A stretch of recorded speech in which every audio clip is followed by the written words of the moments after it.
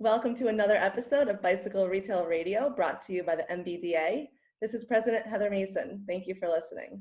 If you're a first-time listener, be sure to check out the previous episodes, do us a favor, and leave a review. Today's guest is Brian Hawkins, owner of Colorado-based Fixture Lab, a proven leader in fixture design and merchandising solutions for bicycle retailers. Brian's path in the bicycle industry started from building bikes when he was 14 at Wheat Ridge Cycles, to handling advertising, marketing, research, event planning, and program development for multiple global brands, including Giant, Liv, SRAM, Turn, Cat Eye, Project Bike Tech, Scratch Labs, and more. And of course, to date, working with about 200 retailers in the bike, fly fishing, and running worlds. Brian is a man that keeps you smiling in every conversation, and I cannot wait to get into it with him today. But first, a very special thanks to Mint Socks for teaming up with the MBDA for the month of June to highlight retailers of excellence. I have a super special place in my heart for Mint Socks. They're my go-to socks for all my rides, runs, and athletic pursuits. My daughter is a big fan and continues to steal mine out of my drawer. A huge fan you should be too. To learn more about offering Mint Socks in your retail store, go to their website, which is freshlyminted.com. That's freshlyminted.com. All right, without further ado, but can't keep the smiles aside. Welcome, Brian, to Bicycle Retail Radio. Thank you for joining us. How are you? Thank you. I'm really good. Really good.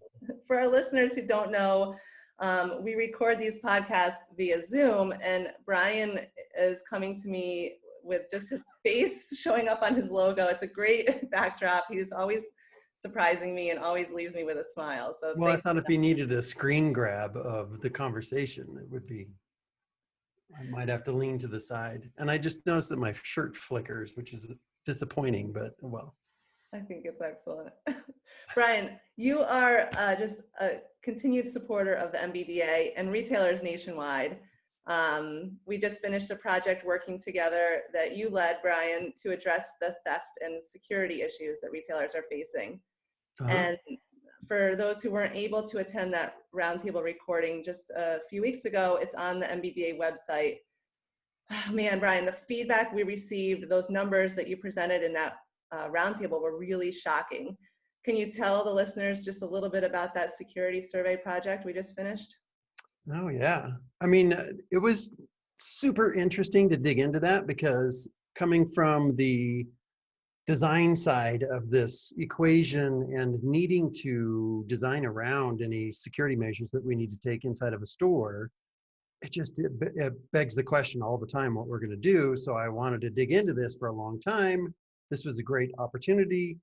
So what we did was we created a survey of everybody that's a member and not a member who owns a bike shop in the MBDA. And we had about 90, I think it was 93 stores that responded to the survey. So not a gigantic survey, but the numbers were still pretty staggering to me because out of the 93 stores, there had been a total of 82 break-ins in the last 18 months. And 78 and a half people that responded to the survey said that after hours break-ins are a huge priority for them. And I have to think back to when I started, in the bike business a million years ago. Gosh, nobody would have said that. The break-ins after hours, that was just unheard of. But it's an epidemic right now. Another thing that stood out to me was out of our small sample of retailers, there had been a total of $804,000 worth of products stolen, and that does definitely not include the damage to the facility, to the store itself. So, the numbers are what I feared they would be. And really kind of sobering. And my big takeaway was, I will look at bike shops, any retail really, with a little bit different eye moving forward in terms of protecting that investment that they put into those stores. Holy cow. Yeah, that number was staggering. I mean, in the way you presented it in the PowerPoint, it was like this flickering number and it, only submitted by, such a small number of bicycle retailers nationwide. But the webinar was great, Brian. You went into, going through gates and plastic that, you can put on your windows to make them shatterproof, and really some great feedback for retailers in that. So we really appreciated that. There's a couple terms that I'm not going to explain now because we have to use this to tease people into listening to it. But we talked through target hardening, which I thought was a fun term, and then septed. And I'm not even going to explain how I say that, but septed is the term, and you have to listen to the discussion to hear what we mean. But it's really invaluable stuff if you're a retailer these days out there. I highly recommend you listen to it. Yeah, no, I remember those terms. Yeah, challenge for everyone listening. Now you got to get up to speed on those target hardening. We want to know.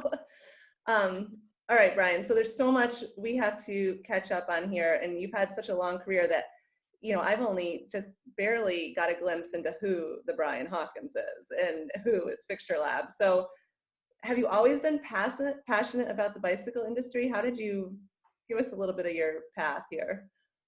From way back in the very beginning, when I was a kid, I grew up in Denver, in Arvada, actually, suburb of Denver. When I was a kid, riding my bike was the thing that if you let me do anything in the world, I would do. And so I rode more and more and more up through high school and early college. I raced when I was a junior. Did just everything on the bike. I was out riding from Arvada out to Boulder and over to Golden all the time with my best friend. We rode to Albuquerque when we were 13. Just huge for me. So way back then, I was riding my bike back from a, let's see, I think it was a Red Zinger at the time. It wasn't even the Coors Classic yet. But we were riding back from Boulder, and there was a downpour. There was so much rain. And we were riding in the rain on Highway 36, which is a death trap right now if you want to ride a bike. But and this van pulls over to pick us up to give us a ride in the rain, and it was the Wheat Ridge Cyclery van. Oh my God. And they just picked up these two kids that were riding back from Boulder in the rain. And I got to know them, and one thing led to another, and I got my first job at Wheat Ridge, rough setting bikes in the back of their old store, which was tiny and hot. And so that was my first job in the biz. I worked, basically side by side with Ron Kiefel and Eugene Kiefel, and I don't know if they remember me at this point, but because it's been a million years, but pretty fun. And I was so excited to be working in the bike business then. That was like a dream come true, even though I was just, opening boxes, really. Did you keep racing and stuff? You've got this job at Wheat Ridge now. Were you still involved? Yeah. Yeah, totally. I rode until I got, so busy with college and stuff like that. I rode a lot and did, I was never a great racer, but I was racing and having fun riding my bike a lot. Okay, so I just introed you, and we've got these powerhouse brands that you've worked with. So how do you go from riding in the rain, getting picked up, and tell me about that? It's perfect. Like if you had said when I was a kid that there would be a career out there that combined getting to work with the leading bike brands in the whole world and get to hang out with bikes all the time and get to know everybody in the industry. And I could design things because I've fancied myself as an artist, and I wanted to be an art director when I started my real career. So if I could combine the creative aspect of what I wanted to do from an art perspective and work with the bike business, that would be absolutely ideal. And so what happened was I went to college to become an art director, a designer, and then I got jobs in advertising. And I moved up quickly through the ranks there, becoming an art director and then a creative director. And then I ended up purchasing with a friend of mine, we ended up purchasing an agency back in the early 90s that had 13 people in it. And we ended up growing that through the 90s to a pretty substantial business, up to 40 people and something like $40 million in billings. And we were doing advertising and marketing and that kind of stuff for all kinds of different companies, not just the bike business. But along the way, I had leveraged my background passion into getting an opportunity to talk with Avid at the time, the mountain bike brake people. And in 96, I started to work with my company, started to work with Avid to help them with advertising. And I was so excited about that. And then honestly, one thing just led to another. And I was super passionate about the category, so excited to be working in the category. Then I met Skip Hess like cold. It was just completely a cold call at Interbike in 97. I remember what I said when I walked up to Skip Hess. At Interbike, you know, he's like was he general manager of Giant at the time, I guess. I said, you have no idea who I am, but you're going to want to. I love it. And so, you know, one thing led to another there, and we ended up doing some smart thinking that he really appreciated and got the opportunity to help out Giant. So started doing marketing, advertising, brand management kind of stuff for Giant. It's so true. When you're super passionate about something, you know, people can see that and it resonates and they want to know. You're right. They want to know what's going on over there, even if they're not sure. Right? Yep. Gosh, so I don't think I've told you, but my first experience with Fixture Lab is I was working for Eddie Merckx, and this was like in 2014, and I was visiting Cena Cycles in Longmont, Colorado. And I just sent his order to him. Cena, if you're watching this thing, it's on its way. Don't worry. I'm in his shop, and I'm like, where'd you get these fixtures? These are wonderful. And he's like, oh, it's the coolest company, and the guy is so cool. And so now here we are, I don't even know, years later. But how did Fixture Lab start? So how you're doing all these advertising for all these companies, you're making all these connections, you're super loving what you're doing. I can tell by the expression on your face, but how do you decide to start a company? Well, along the way, from the very beginning of everything that I was doing in the business, it was all about understanding a company's brand and helping to tell that story. Strategically getting the story out there, whether that's an ad in a magazine or whether that's, you know, I don't know, a banner on a website or whatever. Getting that story out was what I was really after at the end of the day. And when I started along with Skip at Giant and the rest of the team at Giant, when we started getting further down the path of getting close to retailers, you know, Skip sat me down one time and said, you know, we've got to do more to help our retailers so that in the future we're not relegated to third place when it comes to you know, the quality of the retail experience.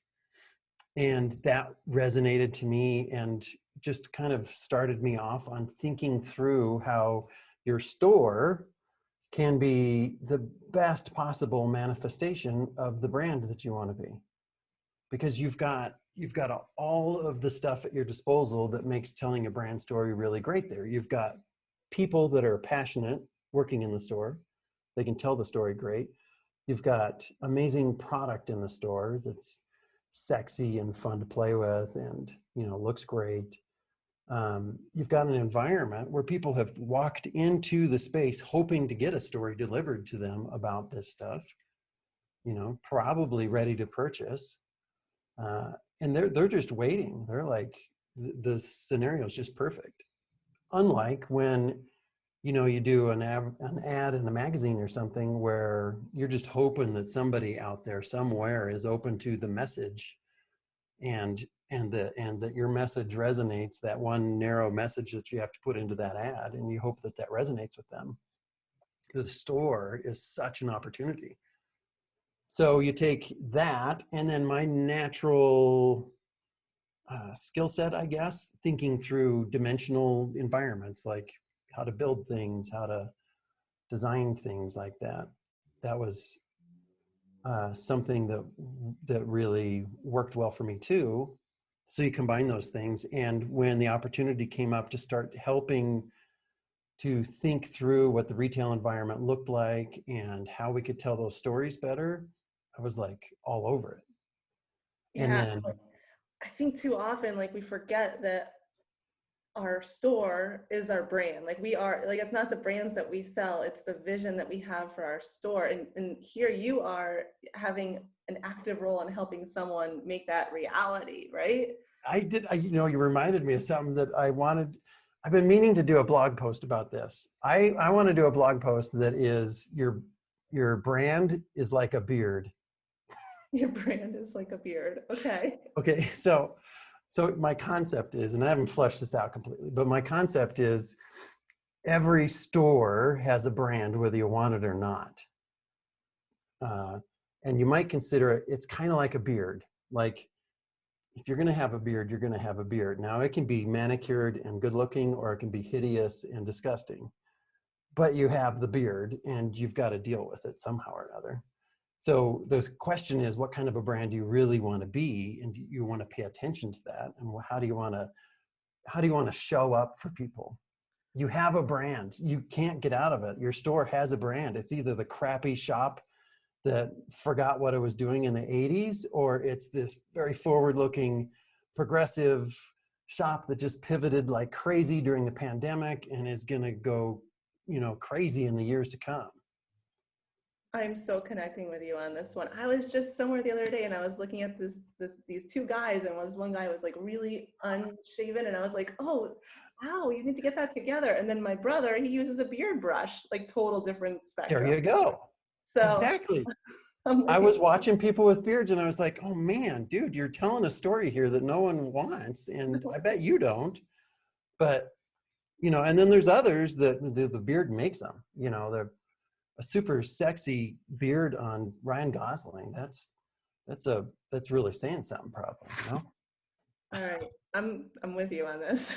All right, so but why not just hire an architect? Like why should, like you're talking about the dimensions of a space and how you can see it. Like what is work, why not go that route? Why I, Fixture Lab? you shared a little bit about some of the topics you might like to talk about with me, and I was excited to see this one on there because it's a thing that we bump into all the time. The fact is, you should hire an architect, and what I do doesn't get in their way. In fact, it enhances what your architect would do with your space a lot. Because I'm not an architect. We do things that are architectural. I design spaces that are very accurate and fulfill a lot of needs, including the code that's necessary to be consistent with, in any given place for anything.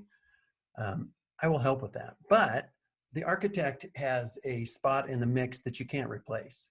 They're the ones that actually build the plans that the city's going to accept as a permittable plan. The architect thinks through things like, like loads on an HVAC system, and maybe the power consumption, or I don't know, drainage, or how a substructure is going to be built on something.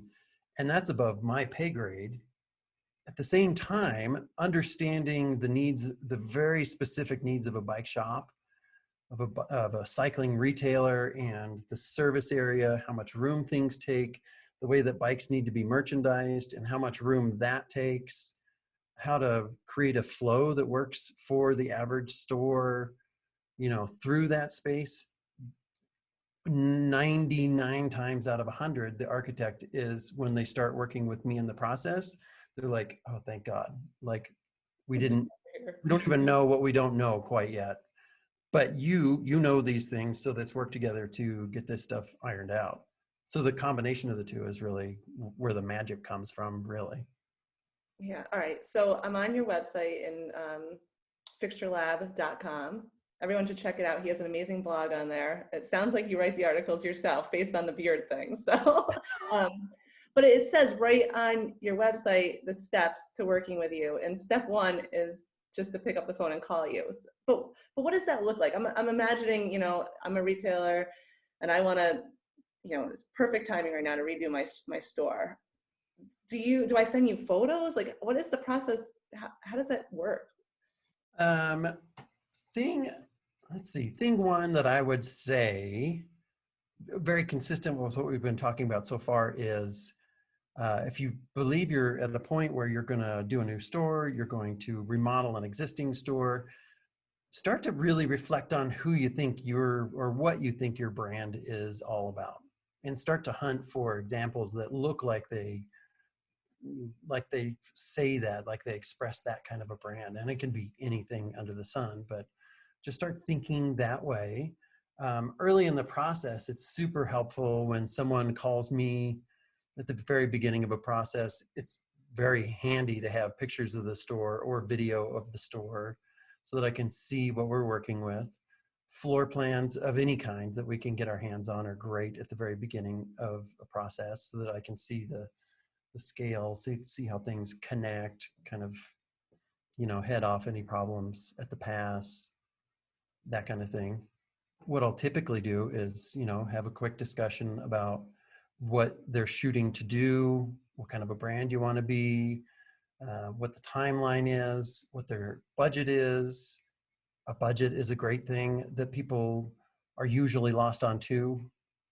Like, if you haven't built a store before, how the heck do you know how much things cost? No idea, right? Right. Yeah. And I empathize with that. Like, ugh, I would be really lost if I was in their shoes. So one of the things that I provide actually through MBDA, or as a service to MBDA retailers, is a quick budget discussion to help plan that out.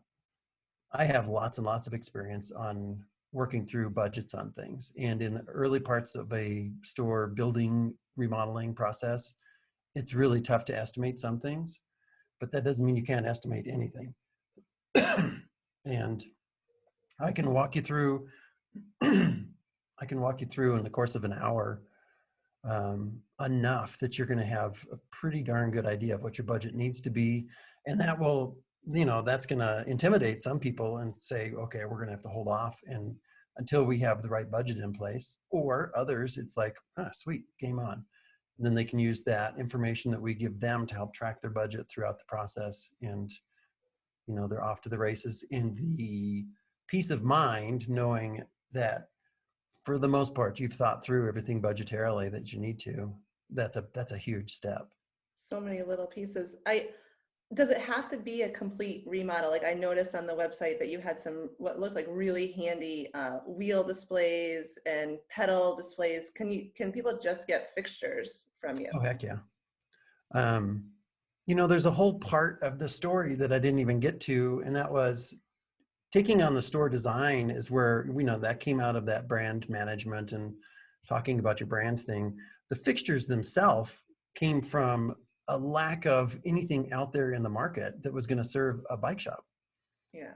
Like if you need to show a set of wheels, and if you don't want to use what the suppliers fixtures are, if there are any, which there are fewer and fewer of, but if you don't want to use those fixtures with the big logo on it, then you're kind of stuck. You don't have any options other than creating something yourself.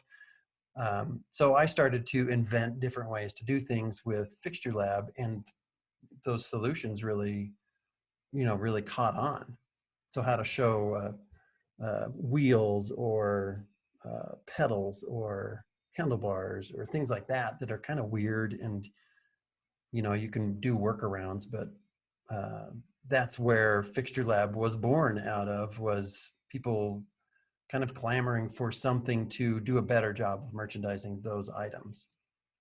Yeah. Now I've lost your question, but No, I remember pedals were always so hard to display in the store. And, one of the first things I think I saw at Cena's was just the way that he had the wheels and the pedals displayed. And that's how I was like, oh my God, these fixtures are amazing. So retailers could just order those from you, Brian? Like, they don't need to do the whole design, but they could do that too. Yeah, thanks for bringing me back there. Absolutely not. Like Cena's a great example. Like he just placed an order the other day for a few little odds and ends that he's just working on one little area of the store. So just like any place that you would go to online to order something, ours is a bit different because I really have to walk you through placing the order because so many people would misorder. You know, it's just people don't know fixtures. So I mean, it's great because I get to talk with everybody who's going to place an order and make sure they get exactly what they need. But you don't have to be doing a big remodeling project. You can be redoing a sock wall and just want solutions for that. In fact, some of those are really, really fun because it's very limited in scope. It can be quick to pull off, and you can make a big difference, in a really short period of time. I had a feeling that you were going to mention that you do talk to almost everyone who places an order because everyone I speak to mentions you by, like, if I mention you by name, they speak so highly of you. Amazing feedback. And they just want to take a moment to talk about working with you and tell me the story because it was that great. It's almost like you leave this like magic with them. Like, what is it? What do you got over there? What is it? What? Yeah, I don't know why you're lying, Heather, but I really appreciate that. It's so true. No, yeah, I'm still super passionate about what I'm doing. I love what they're doing. I love getting to know, like, the people that I get to work with are just my people. Like, and you can joke with them and you can make a real emotional connection with them pretty quickly. Um, and I get into helping them out. And I think they sniff out the fact that above all, you know, I need to make money in order to stay open. But above all, I really want to help the store to do what they want to do. And I want them to make a mark for themselves. And I think that just comes through. That's got to be what it is. Yeah, I think Because so. I'm not really good looking or anything. So Oh my goodness. What a neat, like, I'm just thinking, put myself in your shoes for a minute. You know, you have retailers that have specific visions and maybe haven't been able to achieve them or are calling you because they want to change, right? They want to make a change or they want to upgrade, the way their store looks. And you get to play a part in that. And that's such an amazing opportunity. It begs it's the conversation. so amazing. Yeah.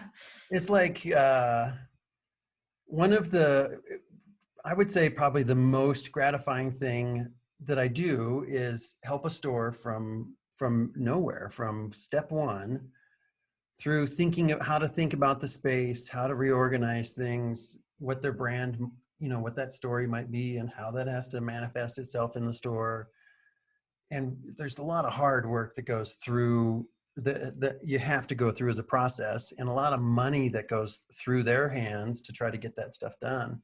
But on the other end of that, when we make that transition from looking at a 3D model of the store, and then I walk into the physical environment that feels just like the model that I built that we talked through, and the dealer is so excited, and they're giddy, like this is the store that they always wanted to have, and their friends are giving them such positive feedback on everything.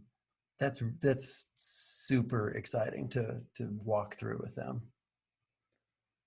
And I'm just going to take this one step further. At the end of the day, it's proven that, when a customer sees a store that's neat and organized and presented in a certain manner, it's going to increase your revenues. Your profits are going up.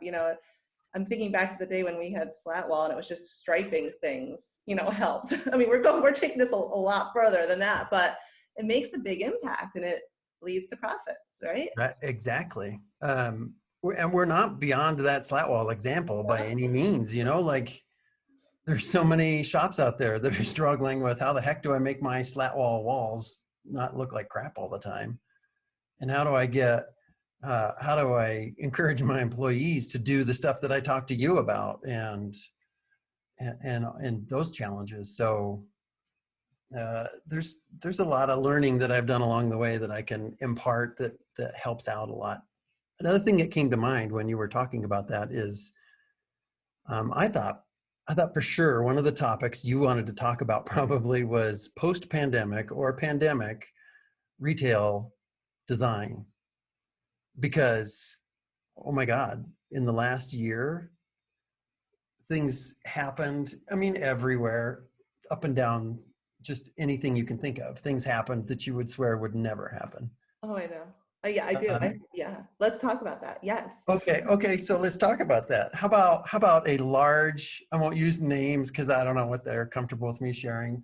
How about a large cycling retailer um, with 4 stores that entirely shut their organization down in terms of anybody walking into the store for months on end? Like they just decided to protect their employees. That was it. Nobody in the store. So Mhm. all they could do was deliver product to customers or meet them in the parking lot, talk to with them on the phone. Um, okay, that alone is like, before last year, you would say, no, that's never going to Can't happen. be done. Can't be That cannot be done. But these guys pivoted and they freaking did it and had their best year ever by a margin of like, these astronomical numbers. And done. it was because they were so good at, their organization was prepared to have to do something like the pivot that took place there. And man, it, it was really hard on everybody. It was really hard on, still is hard on everybody in the business. But the really great pros out there took advantage of those situations and ran with them. So So yeah, so give us some considerations. Like tell us. here's the big thing. Like before last year, we were encouraging you to take a little bit more product off of your floor anyway, Hmm.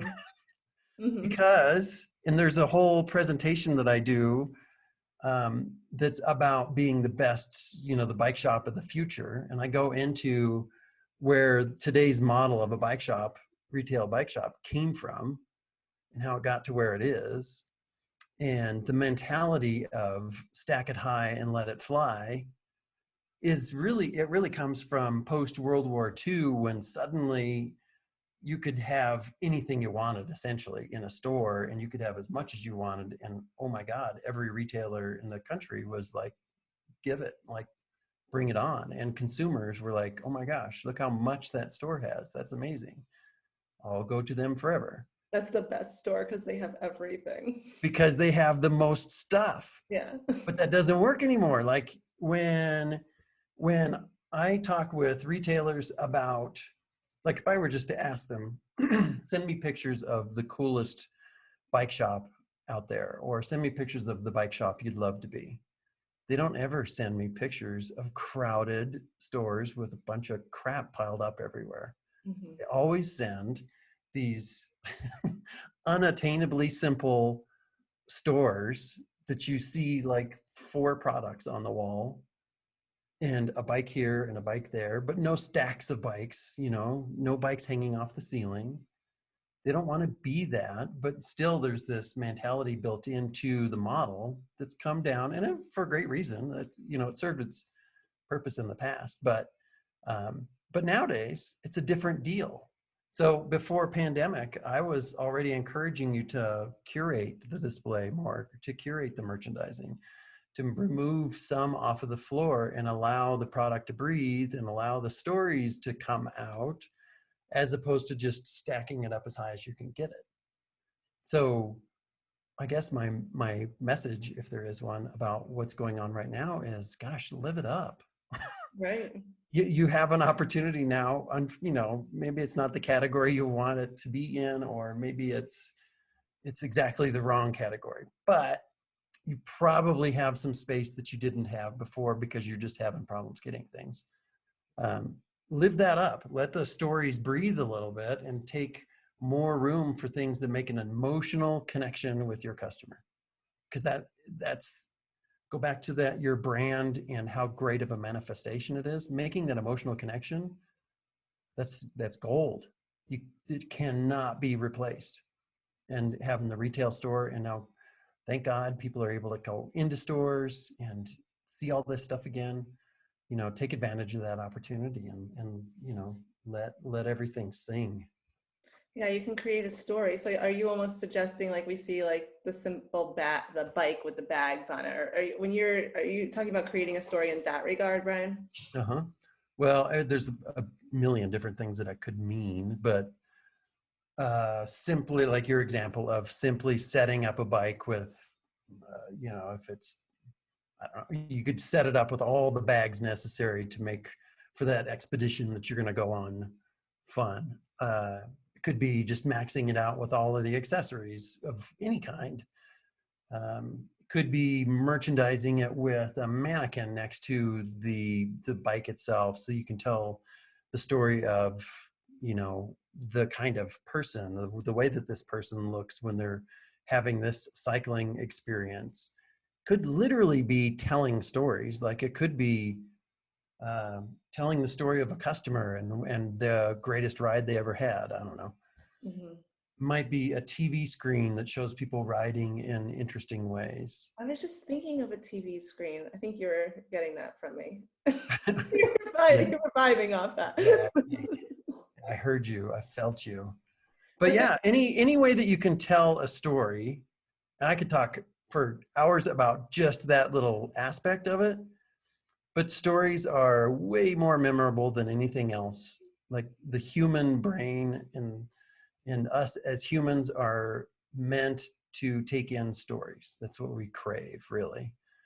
And that's what's most memorable, and that's what creates the most emotional connection. So any way that you can get a story out at retail of any kind, and the more the better off you're going to be. so this doesn't have to be a time of like doom and gloom because we can't get bikes, or that we could actually flip this story and create this as the best time to take your store to the next level and like totally re-merchandise and get in there and mix things up a little bit. Yeah, and I do not want to discount the challenges that stores have these days, Hmm. because it's serious. Like, oh my gosh, Yeah, the stuff that you are having to deal with and doing an amazing job with is incredible. right. Um, but do like take the time. This last year, during the height of the pandemic, I worked with a store here in Denver, actually, it's a fly fishing store. And it was a phenomenal time for us to work on this store because they were already going to have to be closed pretty much. And we were able to use that time and, just make things happen the way that they needed to happen. And when they were able to open towards the end of, the lockdowns and all that, man, they had taken full advantage of that time. And God willing, we don't have that opportunity again, like things aren't going to get locked down, but you probably have opportunities around the store now where you don't have an overabundance of one particular product and you can use that space to your advantage. So I can help you think through that if that's what you've got on your hands. Right, I'm hopeful you might have kind of your, a pulse on, or a sense on this. Is there anything that consumers might be expecting as far as store layout as they come back into the retail, they start visiting stores again? Is there anything that consumers might expect to see in this new norm, I guess? It's it's kind of shocking to me, honestly, how quickly things have snapped back to, when you go into, I'm not even talking about bike shops, but any kind of retail, it's crazy how quickly things have gone back to, at least in my area where I have been, where people aren't wearing masks again, and Yeah. my expectations are kind of going back to the old-fashioned retail model. So I'm excited about that, surprised about that. But one of the one of the big things about post-pandemic and people's concerns about distancing and that kind of thing, it's really the same concern that we've had all along from a different, it's being forced from a different perspective. um, I don't do it for every store because it's not necessary, but many times we have done essentially what we call a heat map of a floor plan. And what I do is I overlay basically colors, like a heat map, onto the store where people are going to concentrate. Mm. So around a cash wrap, there's no way that you can get around the fact that people are going to go to the cash register and be talking with people. They're going to be clustered there to some degree. The service writing area, or the area where you check out for your service that's being done on your bike, is another area that gets a lot of traffic. There are some areas, and it depends on the store, what that's really like. But if we map that out, my goal is to spread the people out, and it's not having anything to do with pandemic. It's just good flow. Yeah. It's like, don't create a design where everybody has to funnel through one little tiny piece of this store, because on a really busy Saturday afternoon, that is going to be a nightmare. Nothing to do with the pandemic. It's just a nightmare to be clogged up with bikes in your hand and stuff in your arms and all that. So we want to avoid that anyway. Right. This year has caused a whole different level of making that happen, really forcing that to happen. And there's stores that I work with now that pivoted during pandemic, during the lockdowns, and when they could only have X number of people in the store and could only have them so far apart. Now they've pivoted and they're really embracing some of the changes that they made, and they're going to keep them. Like, it changes the way that the line forms for people going to the service department, because it helps them to do business better. It's more efficient to not have everybody clogged up in one little spot there, to spread people out a little bit more. And now more than any other time in history, people kind of intuitively understand it. Like, take advantage of that too. Now's the time. If there was ever a time to adjust things and have everybody just go with the flow, now is it, right now. All right, this is a little off the cusp, because as you've been talking, I've been listening and just thinking back to just general retail merchandising, like 101. Isn't there like a rule of thumb, like just outside of COVID, when a customer walks into your store, what is the rule? Like, they naturally look to the left first, or isn't there some, oh, why are you laughing at me? Is that true? Because that's such a dumb question. That's Oh why. Fine. There are, like, you can go to a retail design textbook and they'll tell you, a certain percentage of people look right or left, typically left, when they walk in the front of the store. But What's left though, right? yeah, but like, if you had 100 bike shops that were all going to be the same in every other way, in every way, if they're all going to be the same, except for the direction that we set things up on a few of them, you might understand, you might be able to get that behavior to exhibit itself. Hmm. But the stores that I deal with are all so stinking different. Like, they're all, like, you might be doing good if the bathroom isn't what's staring you in the face when you walk in the front door, like, it's just challenging. You might have a wall on the left-hand side that just prevents you from showing anything significant there. So you have to embrace what the store offers you. Again, understand the brand that you want to be, and go with the flow. There isn't more valuable than a rule of thumb about which direction people look when they walk in the store, is really taking a step back and looking at the store through the customer's eyes. Walking in as the customer. And that's going to go a lot further than it Okay. just All right, makes. no more. I'll try to avoid any more stupid questions. All right, so I'm not much of a designer, although sometimes I think I am. I'll watch the Home and Garden, or I'll get some ideas from Pinterest. But do you have any tips for bicycle retailers to like avoid at all costs, like examples of don't do this in your bike retail space? Let's see.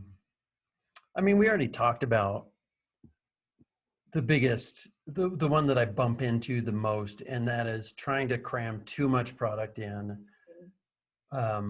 Believing, like, okay, one thing that comes up on a frequent basis is retailers feeling like if you hang bikes from the ceiling, they're not in the way, like They're up in the sky though. yeah, Yeah. go back to the scenario that I just talked about. You walk in the front door as the customer, and I'm going to become the retailer here for a second. And he says, okay, so I'm walking through the front door, and if I need space, and if I need X number of bikes on the floor, doing air quotes here, on the floor, which can mean anywhere in the whole store, whether it's hanging from the ceiling or not. If I need more bikes on the floor, then a good way for me to do that would be to hang them from the ceiling, because they're not going to get in that guy's way when he walks in the front door. He'll be able to see right underneath them and see the rest of the store. Problem is, and I could show examples of this like from pictures or from a model or something that I could build. The stuff that's hanging from your ceiling absolutely gets in the way. And think about sign, like if your service department is at the back of the store and you've got a sign above your service department that might be, I don't know, 8 or 9 feet off the ground. If you hang bikes towards the front of the store that hang down, even if they're 8 or 9 feet off the floor, visually, they actually get in the way of that sign back there. So you end up covering up things, not to mention the fact that it feels cluttered. It's not merchandising, it's just storing bikes. It feels like the ceiling's going to come down on you. It doesn't make the shopping experience engaging. It just shows that you're interested in storing bikes. So I end up encouraging people all the time to pull the bikes off the ceiling because of the benefits that it offers to the whole impression of the store. Yeah, I feel like putting anything up high is just hard to get to too. Like it's just creating another problem when you need it. Yeah, we always, I'm always talking to retailers about using the vertical space wisely, which doesn't mean hanging bikes from the ceiling. And it, a lot of the times it doesn't mean putting tires on a wall 25 feet off the ground, but creating things that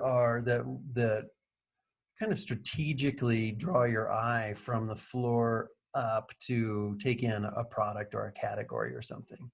Because another mistake that people make is the same store that's hanging stuff from their ceiling is probably also putting all of their bikes on the floor at one level, as opposed to raising some up to get some attention, because once you start to raise them up, then you visually start to bump into that stuff you already put on the ceiling. So it happens a lot. And if you have just a sea of bikes on the floor and then bikes hanging from the ceiling, you don't really get to take in any of the product visually. Because when you look across a store, all right, there's something I just thought of, and I don't want to lose my point now, but let me come back to it. When you see a sea of bikes, you're not able to take in any category or any bike, and you're not able to fall in love with anything. It's just blah. It's just one big, it's a bunch of spokes and reflections. As opposed to a few bikes on the floor and then some bikes at the next level up where you can see that they're featured. And if nothing else, you know that there's something special going on that display, and you need to go check that out because it may be something that you're interested in. It may be a story that you want to take in. And then, you can even go higher than that if you haven't hung bikes from the ceiling. Yeah, so gets pulled to that bike on display. All right, don't lose it. Don't lose it. What do you got? I want to make bike shop camouflage. Please tell me more. I want to make a jumpsuit that's printed with reflections and spokes and wheels and rubber and stuff that's just like all over the place. And I bet you that if we stand in a store wearing the jumpsuit that is bike shop camouflage, you would be invisible. Coming to a shop near you soon. This is awesome. I'll probably sell it on Fixture Lab's website first, but we'll see how it goes. I don't know what the market is. I don't know who wants bike shop camouflage. There we go. We've got one customer. We got one customer who's got a thing. Perfect. Okay, what about some of these really unique things I'm hearing about? Fake grass on the wall, indoor pump track, bike lanes in store for people to ride around. Like, what do you think about some of these unique items that are, popping up in stores? Have you heard about some of these things? Yeah, absolutely.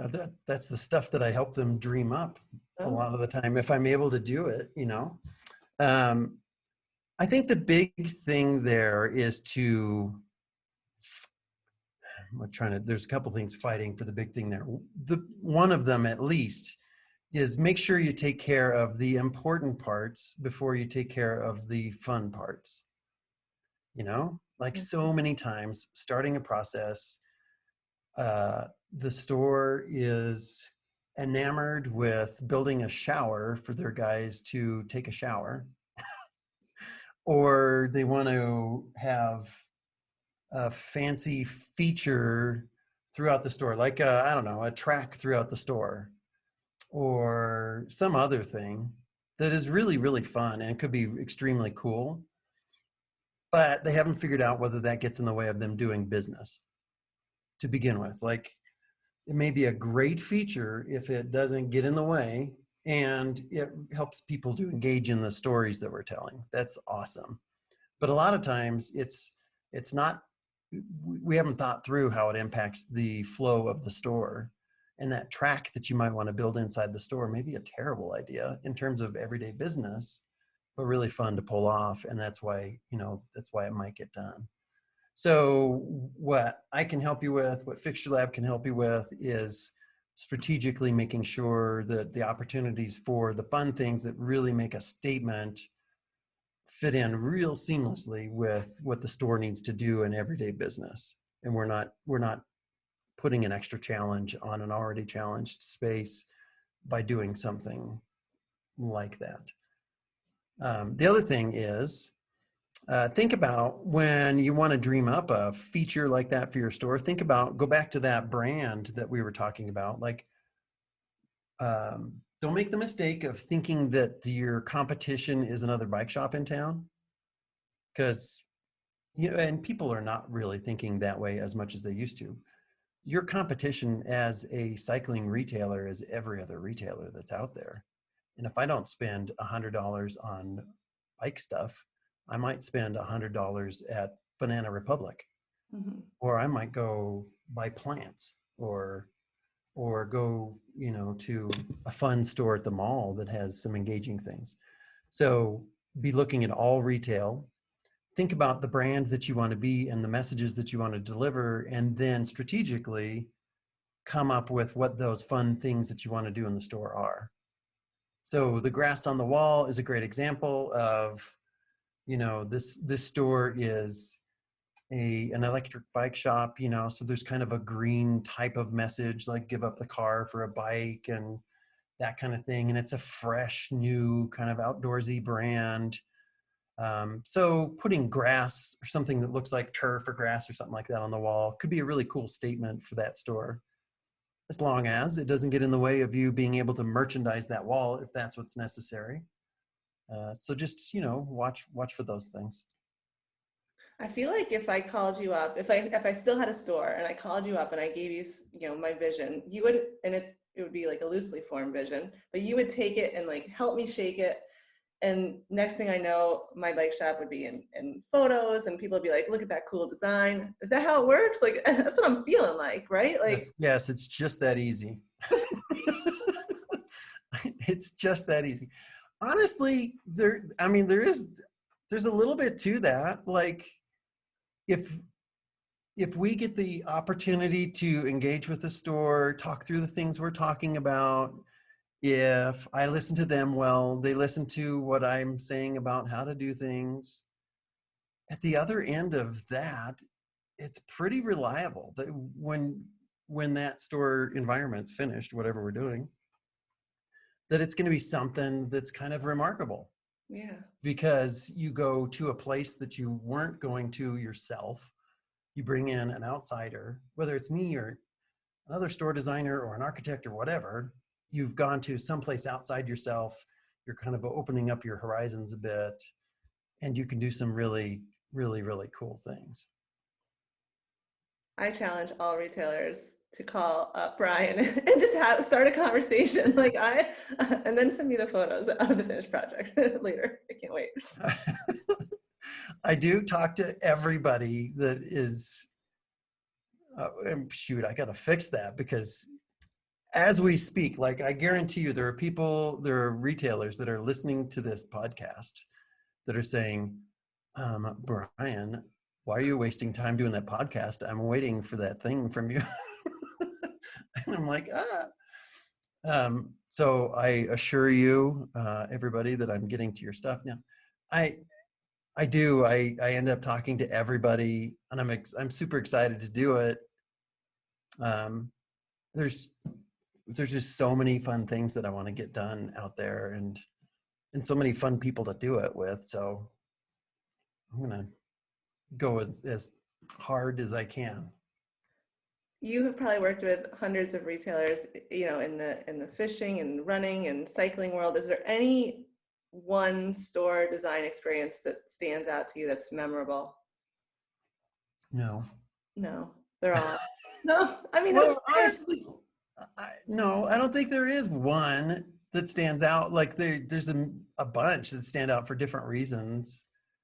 I think the thing that stands out the most is what we already talked about, which is the evolution from looking at this thing on a computer screen in a 3D model, or from napkin sketches at the very beginning to walking into a finished space, whether that's a 2,000 square foot store or a 30,000 square foot store. That's thrilling no matter what. So I think that that's the big thing that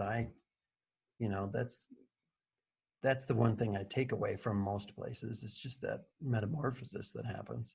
Yeah, I don't know if I could choose one either. I'm with you on that. All right, so any trends, any conversations, anything retailers are calling you up, asking you that you've heard a lot recently, or just maybe a renewed interest now that we're coming, post-COVID? Um, you know, I wouldn't say that the discussions have changed. I guess in light of COVID, I would expect them to have changed more than they have. But it's still pretty much the usual suspects of what a store needs to accomplish. We're dealing with maybe some more space issues now, like we've already talked about, but it's the same challenges. Um, I would say that shops are looking for more and more. They're more willing to commit to a path that makes their store very unique, as opposed to just doing what everybody else is doing. I think that that's pretty fun. I like that. They're able to search out. They might come to me with Pinterest boards or lots of other visual examples, and there's some really really fun stuff that's happening out there, and it's really cool to see retailers thinking about that kind of thing. And it's super fun to be able to figure out with them how we actually pull that off in their environment. I love how there can be so many bicycle retail stores and they can be so uniquely different. Like we can walk into so many and they could, just really put their own stamp on why their own brand, if we go Mm-hmm. back to the beginning of the conversation. Yeah, I mean, it's the same with any retail industry that's out there. Like there could be, a million different ways to pull these things off, and I really I thrive on the opportunities to help people figure out a new and a different twist on the stuff that they want to do within their own brand. I think that's really fun. When we start a business, we get, the small business association, or we get a person to help us with the business plan. We get, people to help us with securing the vendor relationships. But, I mean, I thought I could just buy a gallon of paint and order a couple racks from QVP and I'd have a bike shop, but we could hire a professional to help us, and it could be, so much more. So Yep. Yep. Even if the consultation is only as much as helping you understand what color to buy in that paint, or where to put that rack or whatever, that like someone in the biz that does this a lot can help you through making those important decisions so you don't You don't, you don't waste any time and money doing things that don't work for you. End up with an awful color. Maybe. Maybe. Okay, excellence in bicycle retail. That term, in regards, I guess, to merchandising fixtures or however you want to approach it, what does that mean to you, excellence in bicycle retail? I would say that I'm going to sound like a broken record. I think the retailer that exhibits excellence is one that truly understands what they're all about as a brand, understands their corner in the market and commits the resources that they need to in a very strategic way to make that happen for themselves. That's not necessarily an argument for hiring me or anybody else. It's just like, understand what you're shooting for and strategically attack that, as opposed to just letting it happen. Not letting the busyness of every single day. Oh my gosh, it's so hard. Like, I say that like it's easy, but I understand from working with retailers all the time the challenges on you. But the ones that are really exhibiting that excellence that you're talking about kind of get to the next level above the everyday fray and pay attention to that, what they're communicating out there. I love that. I love that. And it's so true. And you don't sound like a broken record, but you've hit that point home, and I do appreciate that. And gosh, I can't believe, Big Year Show is coming up, and I'm so thankful that you're going to come join us there. And the topic is maximizing your design spend. So I'm really excited to hear that presentation. And I think it'll be very timely and perfect for retailers. So thank you for that. That's an August. Unfortunately, I just said everything I was going to say in that presentation. So, there's no need for anybody to go to the Big Gear Show, I guess. Can we edit that out? No, I'm joking. No, I'm going to talk about a lot of some of the same topics, because maximizing your spend means not wasting money on things you don't need to waste money on in any different aspect of this process. I can't wait. I'm excited. It's going to be fun to see everyone in person. Yeah. So Brian, thank you for coming on. Oh my, I could just keep chatting with you. This is wonderful. You want to go for another couple hours here? So fixturelab.com. Do you want to share your contact information outside of that, or can they find everything right online? Well, they can find that's the most memorable way to do it. Fixturelab.com. The phone number is 303-777-2014. You're going to find everything you need to when you go to the site. You're going to need to talk with someone about what you're planning for the store or for the fixtures that you need. So just give me a call and we'll go from there. It's a fun process. We'll dig in with you. Yeah, and I have spent some time on the website, fixturelab.com, just to get some information going into our conversation today. And I have to say, if you have not visited the website, check out just the blogs that are on there. There's some really fantastic stuff you can get just from that. And then you'll see that really cool wheel display and the pedal display that I was referring to earlier. I think it's great. Brian's smiling at me, but I came up with it. Of course, I think it's great. Thank you, Brian. Thank you. Thank you very much. This is great. So that is it. I invite you to connect with me and come on Bicycle Retail Radio, share your story with our listeners. Lots of love for our industry. There's lots of great webinars coming up. Join us at the Big Year Show. There's great resources on the MBDA website, like the security survey recording that we were talking about earlier. If you'd like to support the show, don't forget to subscribe and share your favorite episode. We appreciate your support. Thank you for listening. Now go be great.